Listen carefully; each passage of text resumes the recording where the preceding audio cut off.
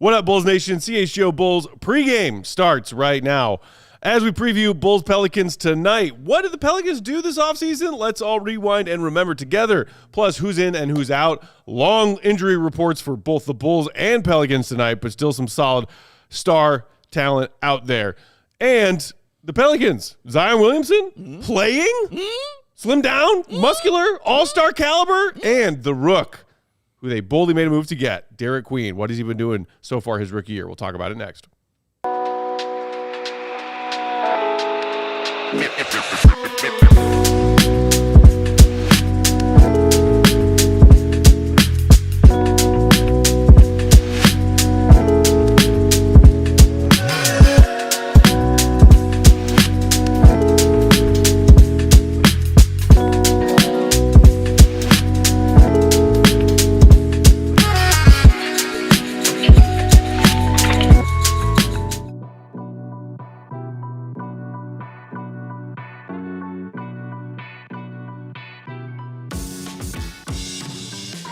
What's going on, Bulls Nation? Welcome into CHGO Bulls postgame. Coming to you live from our studios here in West Loop, downtown Chicago. CHGO Bulls pregame is presented by Michelob Ultra and Bet365. The delicious taste of victory deserves something equally superior. Cheer on your team with Michelob Ultra and download the Bet365 app. Use promo code CHGO365 when you sign up. Whatever the moment, it's never ordinary at Bet365. What's going on, Bulls Nation? Thanks for being here with us. Hit that like button if you're hanging out on YouTube. I'm Peck, Bulls_Peck. That's Big Dave. Bam! BAWL Sports. Will the Gottlieb back in the house. Will_Gottlieb and King of the Controls, the one and only Joey Z. Yeah, let's get a win tonight, boys. Let's do it. I'm ready for it. What's going on, C. Niles Reed? Hit that thumb. Yes, sir. All right, guys. So the Bulls, after a not pretty but 1-1 split back-to-back over the weekend at home, now begin tonight a stretch of very winnable games. No offense to the Pelicans or any of the other bum slayer potential victims the Bulls have on deck. But this is a stretch of very winnable games, and it starts tonight with the 2-win Pelicans. If this Bulls team wants people to start taking them seriously, not just beating, but convincingly beating teams like the Pelicans, teams like the Hornets, teams like the Pacers, who they will play twice in the next week or so, would go a long way to, I think, people taking them seriously, especially after a night like Saturday when they get the win and Vooch is still like, we got a lot of problems on this team. Yeah, the Joe Cowley bum team alert meter is going crazy this week. They've got to win this game. I'm not calling this a must-win or anything like that, but they got to win this game. You got to go out here and beat this team, man. I don't know if it has to be a showing because, it doesn't need, you got to dominate them. Win about 20. But you got to walk away with a victory out here against this squad. A 2-win team that they have right here on a 8-9 game losing streak right now. Yeah, you've got to go ahead and continue to put their face in the dirt. And not let them up for air. So, yeah, the Bulls, that's the challenge, I think, for them tonight. And doing it on the road, getting a road victory is always good. I don't care who it is against, but you're in somebody else's home. And so getting a road win will be big for them too. But, yeah, I think they got to win this game. Yeah, and, with all due respect, there's not a team where you would just, sit here and say, the Bulls are going to win this game, where they should, they need to go out and prove that they can beat these teams. I think I see both sides of it, and I kind of reacted one way to the Blazers win and the other way to the Wizards win. But just seeing the reaction from Vooch in the postgame, walk off with KC, to then talking with him in the locker room postgame, I get it. The Bulls won the game. You don't take wins for granted. But I do hear Vooch's point. You give up 70 points to a Wizards team that's one of the worst offenses in the league in the first half alone. I mean, they are number 28 in offense. That's just not NBA caliber. It is not. And I don't think that this team, that was one of the rare instances where you are more talented than your opponent. But Billy has said this a bunch of times to us. You just can't decide to show up one day and be the more talented team and not play with that effort and expect to still win. So I don't know if I believe in must wins or unless it's actually you're not going to make the playoffs if you don't win this game. Right. But yeah, I mean, this is a stretch where they definitely need to start doing some damage. And I think building back the belief that people had in them when they started 5-0. This year, Bulls are in the games that they win, they're winning by 5.6 points per game. The games that they're losing by 12.5. Like they need to start to. You're gonna get blown out in games. That's gonna happen. But you can't just like hang on and it's the same thing with the Bears. They're winning every game by 1 point. Bears.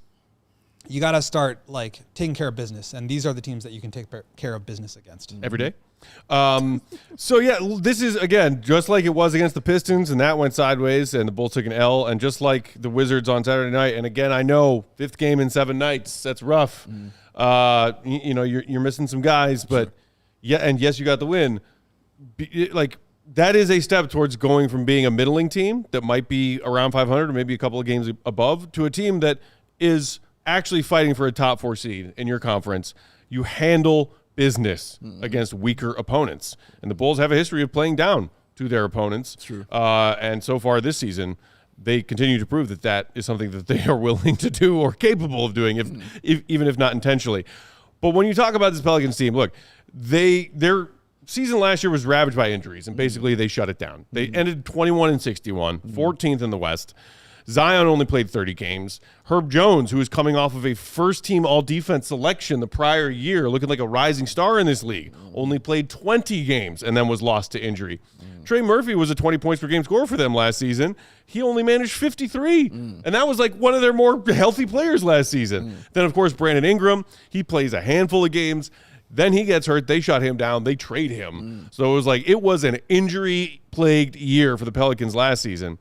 Which brings us to the fascinating offseason for the Pelicans, because they fired David Griffin and replaced him with Joe Dumars, brought in Troy Weaver as a GM underneath Joe Dumars as their lead executive, and they made some pretty bold moves. Most notably, good word, that they, after drafting Jeremiah Fears with the 7th overall pick in this past summer's draft, traded with the Atlanta Hawks just a couple picks behind the Bulls, the very next pick behind the Bulls, taking Noah Asenge at 12, to draft Derik Queen, who was touted by some as one of the best overall prospects of that draft class, sacrificing their unprotected pick in next year's draft to do so. And a lot of sideways and raised eyebrows. And, skeptical podcasters of the NBA universe said, what the hell did Joe Dumars just do? And what we could talk about Derik Queen in a bit more detail in just a second. But the other offseason stuff, it's like, okay, you trade Sadiq Bey and Jordan Poole. You bring them in from Washington. You sign Kevon Looney to a modest veteran contract. You re-sign Herb Jones for him to stick around 3 years, $67.5 million. No big giant goodbyes. The aging and often hurt CJ McCollum, Kelly Olynyk, and Cam Whitmore were their notable offseason departures.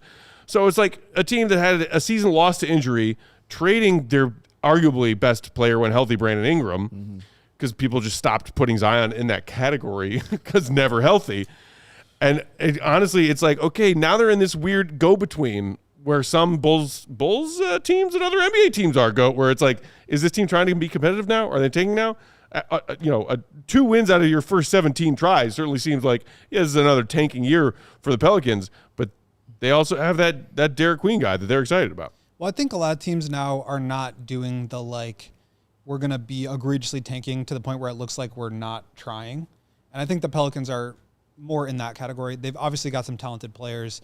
I think obviously you've got some questionable moves there in the offseason and some conflicting timelines and just how ready are players to win right now. But certainly they're a team that is trying to accumulate and develop young talent. Zion is still not even 25 yet. Same Trey Murphy. I do think that, and you see it with Vooch and the impact that he has on the Bulls, he helps a lot of the young players get better. So I understand that. Trading away future draft picks, though, is just unprotected when you're a rebuilding team and when you didn't make the playoffs last year. That's a very scary proposition. We can talk about how great Derik Queen has been and how I kind of overthought him in the draft process. We were talking about this before we went live. That happens, but at the same point, regardless of how well he plays, the process there to me, it was just wrong. You don't trade away unprotected picks to get, and he wasn't even their pick at 7, where they also had the 7th pick in the draft and took Jeremiah Fears. So it wasn't like he was number 1 on their board, then he just happened to fall all the way. So the process to me was not great there.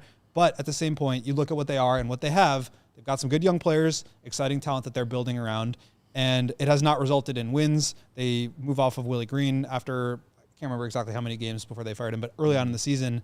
And it seems like they're starting to play a better style of basketball, and we'll see how that develops. But certainly with the pick hanging over their head, that's just going to be a talking point until it conveys. And I think that a guy who orchestrated the Darko Milicic pick in 03 doing something like this is kind of on brand and not really surprising of taking that kind of risk, I'm saying, because what bigger risk was there than to say, nah, Carmelo, nah, D-Wade, this guy.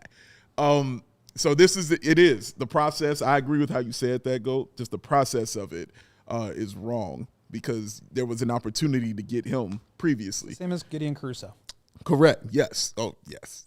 But it was a process. It was a time to get him. You could have gotten him, you know what I'm saying, a little higher up. But maybe they kind of, I don't know how it goes on in the room, how they did that. Maybe it was a secondary thought to them. And they were like, wait a minute, we might have a chance to get him. We would like to get this guy. Maybe we should try moving up.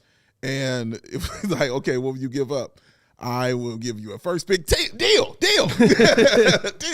And then they went for it. But it's working out as far as the play of Derik Queen. He's been everything they wanted him to be so far and so early on in his rookie year. So he definitely seems like somebody they can build around.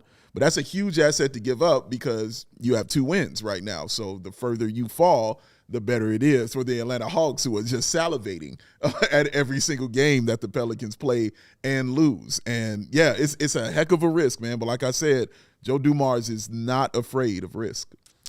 So turning our focus to tonight's game, I see somebody in the chat already chatting about it. Bulls starting 5 is out. Zach Collins remains out with the wrist, hopefully back soon. Dalen Terry and Isaac Okoro, who both missed the game Saturday, second night of the back-to-back. Dalen with a calf, Isaac Okoro with left lumbar radiculopathy. Radiculopathy. Chill. Yikes. He had a Peck. Pain, numbness, tingling, or weakness that travels from your lower back down your leg. That's a Peck. Buddy, preaching to the choir. That's a Peck. He and Dalen remain out. Kevin Herter with pelvic soreness is out. Red pelvic. Vooch is out. With a knee soreness situation, Patrick Lee Williams not only is available despite being on the injury report with a sprained wrist, he is in tonight's starting lineup, Dave. Shut up. Lee is in the starting lineup? Giddy, Coby, Ayo, Modest, and Pat. What? When your back's against the wall with injuries. Lee! Lee's getting a shot. Everybody finds something to bite down on. Let's see how this goes. I'm not overly optimistic out of the gate at the prospect of Lee getting to start here, let alone as a small ball 5. Oh dear man. God. Against Derik Queen? Say your prayers to your various gods. Oh my goodness. This could be something. This is interesting. So maybe we might see Essengate might get some minutes tonight. Maybe other Captain Craggy might get in there tonight. Lachlan? You know what I mean? People, actually, I think we have a super chat about that. Our guy David Lithgow, shout out, threw us $7.99. Shout out, sir. Aussie super chat from down under. Can we please probably turn our focus to the debut of our guy Lachlan Olbrich? I'm telling you, Peck, let's go. You can keep telling me, and until I see something different, I'm going to keep telling you. I see somebody else just mentioned, like, hey, he and Noah have been putting up numbers and balling out in the G League. Mm-hmm. We've talked about it before. I think that there is a substantial gap of existence between balling out in the G League and being NBA ready. Mm-hmm. We got a small glimpse of Noah the other night in his NBA debut. Encouraged by that? I mean, he was out there, and he did some things. He was out there. He took a shot, which is cool. You know what I mean? But yeah, I think in honor of our guy Young Spathis that we should do first shot. Lee Patrick hitting the first shot of the night. In honor of Young Spathis? In honor of Young Spathis. It does feel right. It feels right. We lost the ability to even do that because he lost his ability to prove that he was worthy of starting in this team starting 5. Correct. Lee about to drop a 40-piece of chicken nuggets. Betting first bucket on a guy who comes off the bench. Score's going to be 0-0. Pat checks in at the 6 minute and 13 second mark of the first quarter. Gets the first bucket. This one also made me me laugh. Pat dropping 35, 10, and 8 tonight. And just to be very clear, that's 35 minutes, 10 turnovers, 8 points. Oh, my. That is a Pat stat line, but I don't know if it's a Lee stat line, ladies and gentlemen. See if we get Lee Patrick out there tonight. This is interesting. This just honestly made me a little more excited to watch this game because he's playing center. Wow. Yeah, I want to see how this looks. I know Goat's excited. We got to knock out a quick ad break here. But just before we go to break real quick, your Pelicans starting 5, Trey Murphy III, who is a strong player for them, Sadiq Bey, who they acquired via trade. The 2 rooks, Fears and Queen, both starting, as is Zion M.F. Williamson. We'll knock out some ads. We'll come back with more pregame thoughts. Let us know what you're thinking on tonight's game in the chat. Hit the like button. It's free. We'll be right back. You can be good. Mm-hmm. It's a thing. Mm-hmm. It's nice. Mm-hmm. Yeah. You can be great. Oh, love great. Like, yeah, great's the jam. It's awesome. Look at the mustache. My God, it's great. But if you want to be ultra,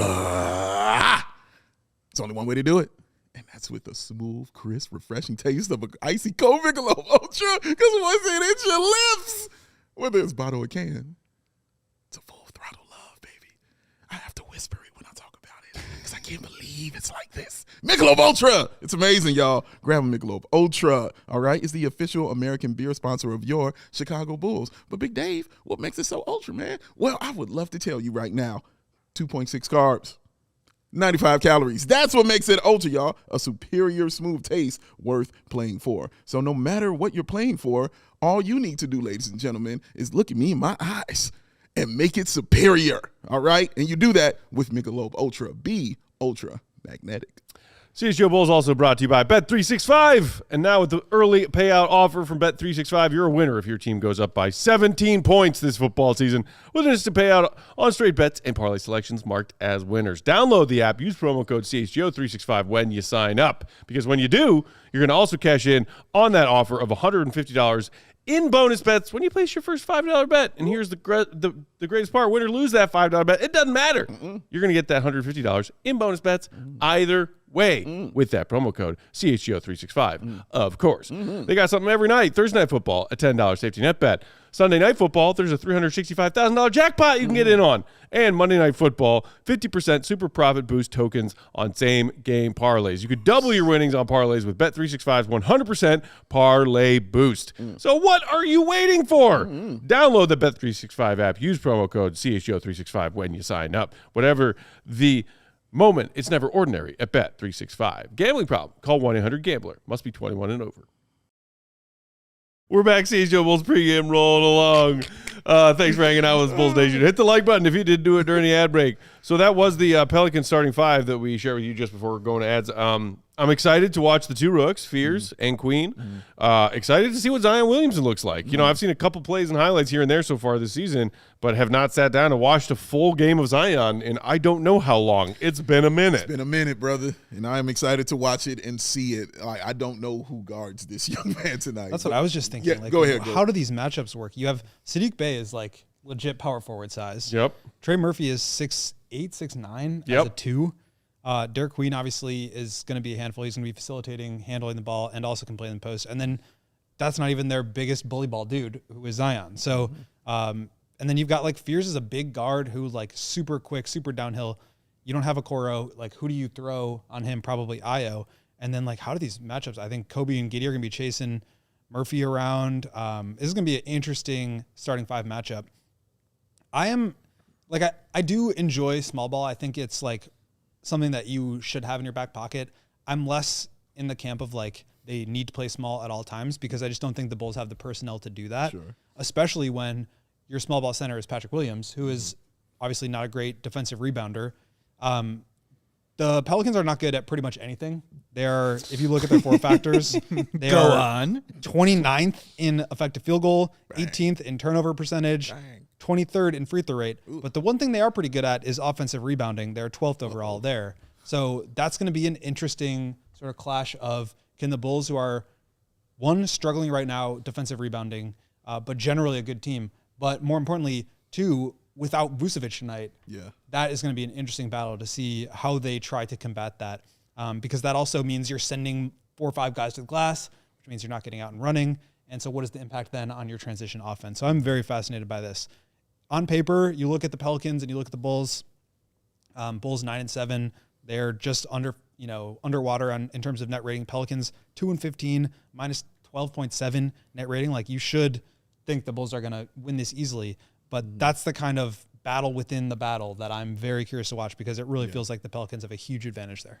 And so, go ahead, Dave. Where do you see the Bulls' advantage being then with a big team like that for the Pelicans, or a big, bulky charge ahead squad? What advantage do you see? I think they can put that same advantage onto the Pelicans. If they're going to run, if they're going to defensive rebound and push the ball, the Pelicans don't have an elite rim protector down there. They've got Queen, who they can take advantage of in pick and roll and on the perimeter. Zion is not really protecting the rim like that. They're probably going to be switching everything, but can you get out and run and beat them to those value spots, and just try to put a beating on them in terms of transition? I think you kind of take them out of their game. So interesting clash there to see, because if you are getting on transition, that means you're not as much defensive rebounding. And so that's kind of the interplay there that I'm fascinated with. Feels like the Bulls got a real advantage in the backcourt. Like, if you had to pick, could this be a huge night for Coby or a huge night for Giddey? I think Fears is a really good defender. He had a 7-steal game recently. I don't think he's necessarily elite on the ball, but he will pressure you. But he's a guy that can get into passing lanes and get out and run. And they're also pretty good at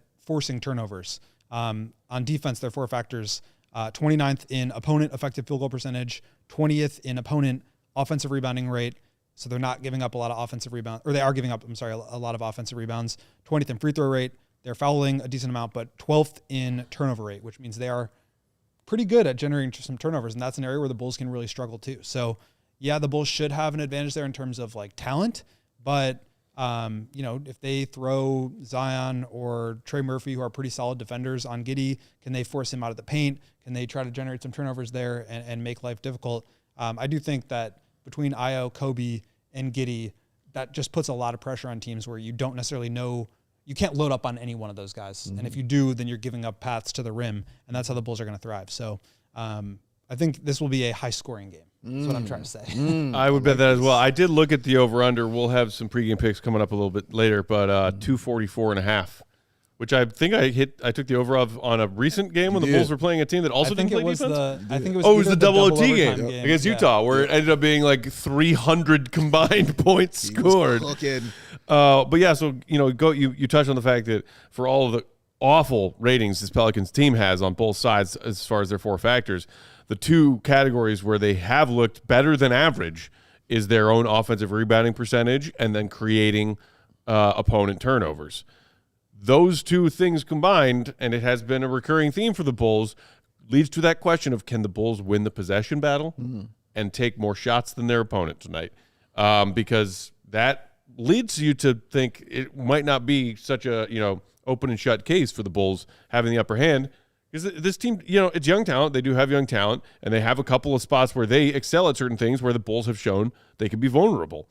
You mentioned Fear's 7-steal game. He's averaging 1.7 steals per game so far on the season, and a very respectable 46, 35, 77 shooting splits for the Rook, while averaging 15.5 points per game.